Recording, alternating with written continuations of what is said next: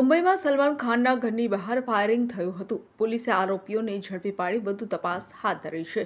પોલીસે આરોપીઓની પૂછપરછ કરતા આરોપીઓએ રિવોલ્વર સુરત તાપી નદીમાં ફેંકી હોવાની કબૂલાત કરી હતી. ત્યારે મુંબઈ ક્રાઇમ બ્રાન્ચની ટીમે સુરતમાં ધામા નાખ્યા છે.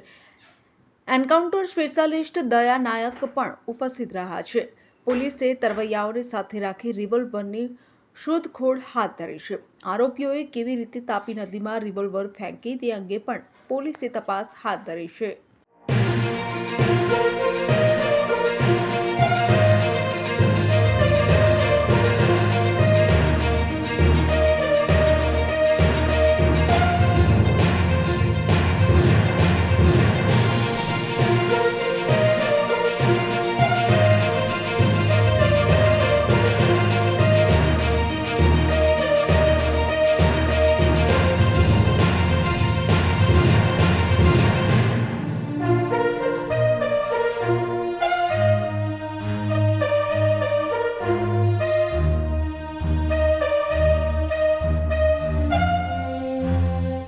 Bureau report Surat.